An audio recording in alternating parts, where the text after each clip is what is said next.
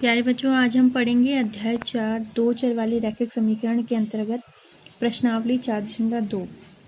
उसका पहला प्रश्न है, निम्नलिखित विकल्पों में से कौन सा विकल्प सत्य है और क्यों। समीकरण दिया है y = 3x + 5 का एक अद्वितीय हल है, केवल दो हल हैं या अपरिमित रूप से अनेक हल हैं। तो ये जो समीकरण आपको दिया है वो दो चरों में दिया है और ये एक रैखिक समीकरण है। और हम जानते हैं कि दो चर वाले रैखिक समीकरण के अनेक हल होते हैं, यानी अगर आप उसमें x की कोई भी वैल्यू रखें तो आपको सॉल्व करके y की कोई ना कोई वैल्यू प्राप्त होगी। तो x की प्रत्येक वैल्यू के लिए y का कोई ना कोई मान जो है उसका अस्तित्व है। अतः हम कह सकते हैं कि इस समीकरण के अपरिमित रूप से अनेक हल हैं। तो हमारा ये तीसरा वाला जो ऑप्शन है वो सही है। दूसरा प्रश्न है, निम्नलिखित समीकरणों में से प्रत्येक समीकरण के 4 हल लिखिए। तो यहाँ पर हमें समीकरण दिया है पहला 2x + y = 7। तो हल निकालने के लिए हम क्या करते हैं, हल निकालने के लिए हम या तो x की या y की किसी एक की वैल्यू रख लेते हैं और उसके आधार पर हम दूसरे चर की वैल्यू निकालते हैं। तो हम यहाँ पे लिखेंगे x = 0 रखने पर। पहला केस है जब आपने x को क्या रखा है, 0 रखा है। तो उस केस में जहाँ भी आपको x दिख रहा है वहाँ पर क्या हो जाएगा, 0। तो 2 × 0 + y को हम चेंज नहीं करेंगे क्योंकि y में हमने कोई मान नहीं रखा है, हमने सिर्फ x की जगह मान रखा है। तो 2 × 0 + y = 7। तो ये 2 × 0 0 ही हो गया, यानी इस पूरे पद का क्या हो गया, लोप हो गया। तो हमारे पास क्या बचा, केवल y = 7 बचा, यानी ये जो पद है पूरा वो गायब हो गया। तो क्या बचा, सिर्फ y = 7।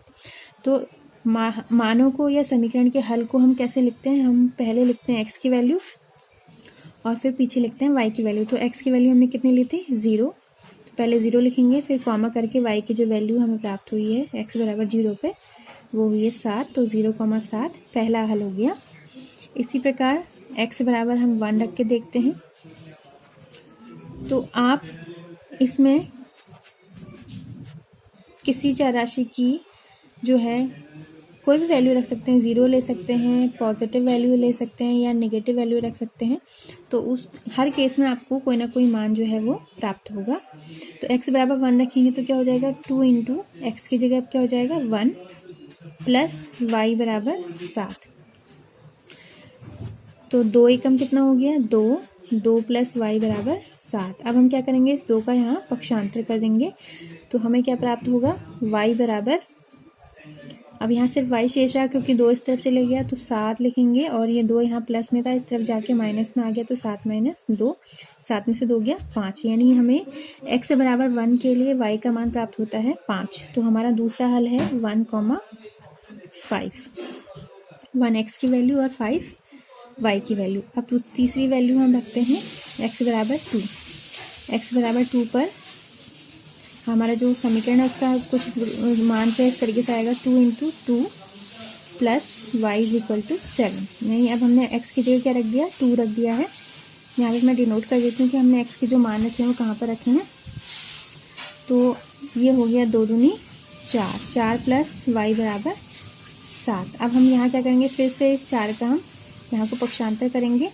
तो हमें कितना प्राप्त होगा, y = 7 - 4। तो ये आ जाएगा 3, यानी हमारा अगला जो हल है वो क्या है, 2,3।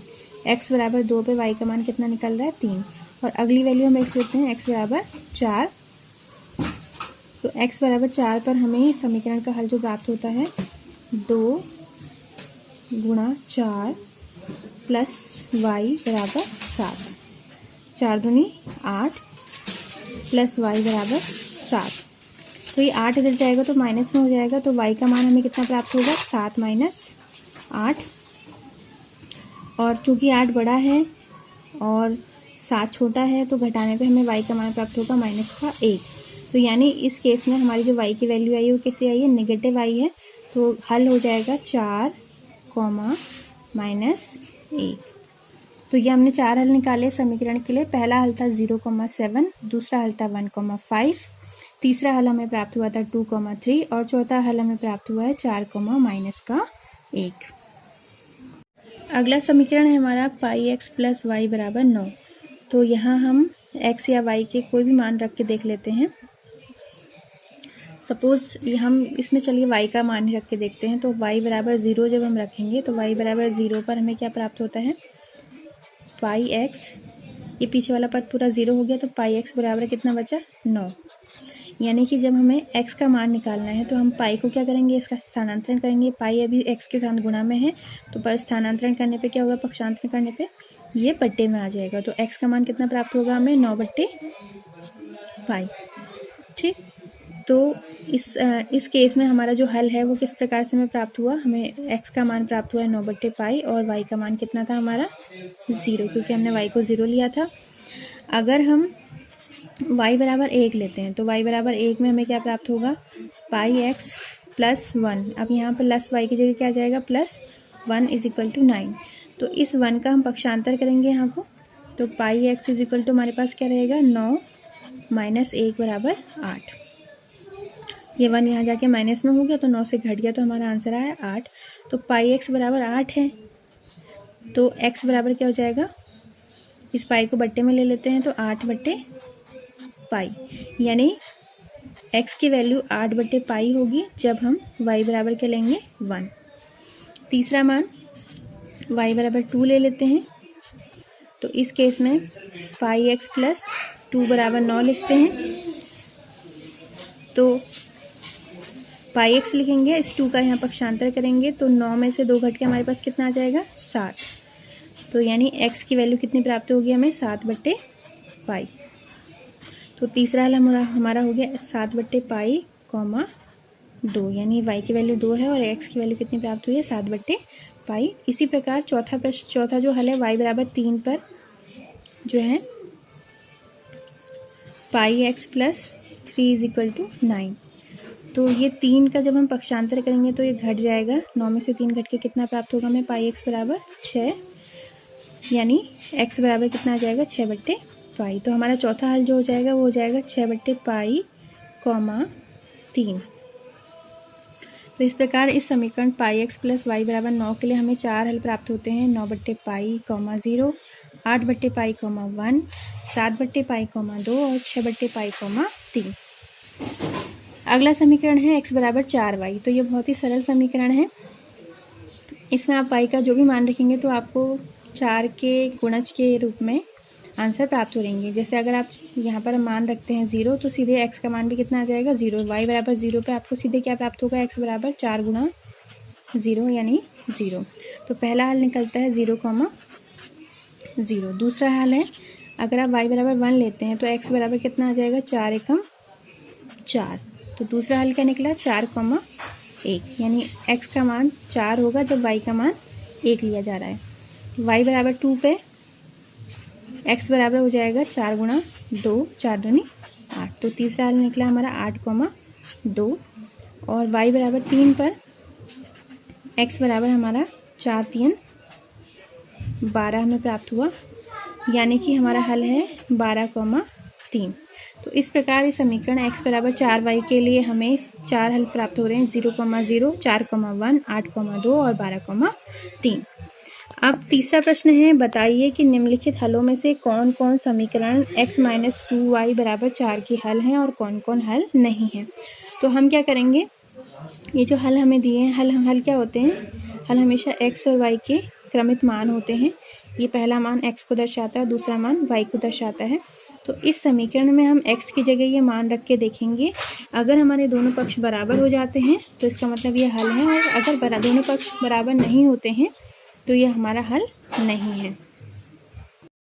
तो ये मैंने समीकरण लिख लिया है x माइनस 2y बराबर 4, और इसमें हम ये जो पहला हल हमें दिया है 0, 2, इसे रख के देखते हैं।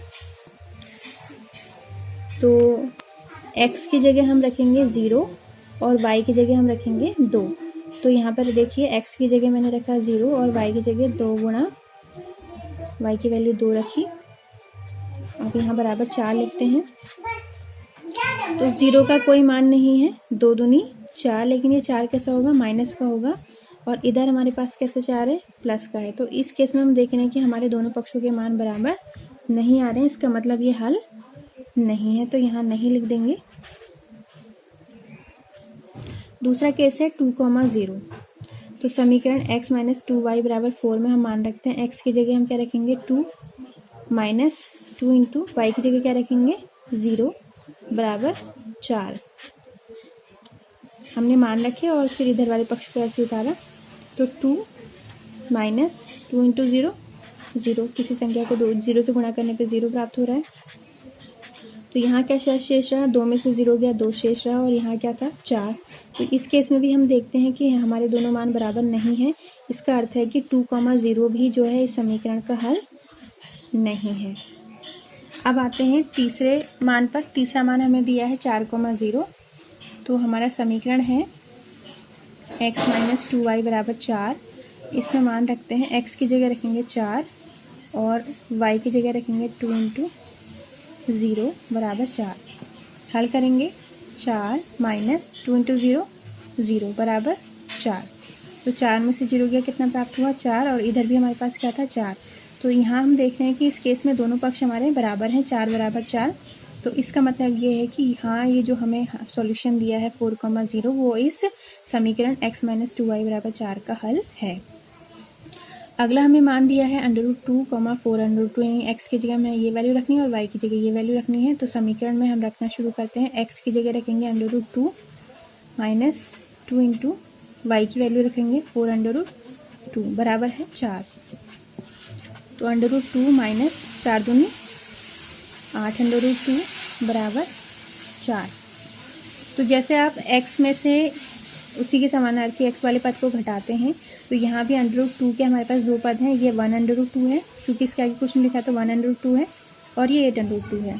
तो 8 में से 1 गया तो कितना बचता है 7 बचता है। तो ये 7√2 शेष रहा। बड़ी संख्या के आगे माइनस का चिन्ह है और इधर हमारे पास है 4। तो इस केस में भी हम देख रहे हैं कि हमारी दोनों संख्याएं बराबर नहीं आ रही हैं, यानी कि ये भी हमारा इस समीकरण का हल नहीं है। लास्ट ऑप्शन हमें दिया है 1,1। तो हम यहाँ समीकरण में मान रखते हैं x की जगह 1 रखेंगे, फिर 2y यानी 2 इंटू वाई की वैल्यू 1 बराबर 4। तो 1 माइनस 2 एकम 2 बराबर 4। तो 1 में से 2 घटाते हैं तो कितना आता है -1 और इधर कितना है 4। तो इस केस में भी हमारे हल बराबर नहीं आ रहे हैं, यानी ये भी इस समीकरण का हल नहीं है।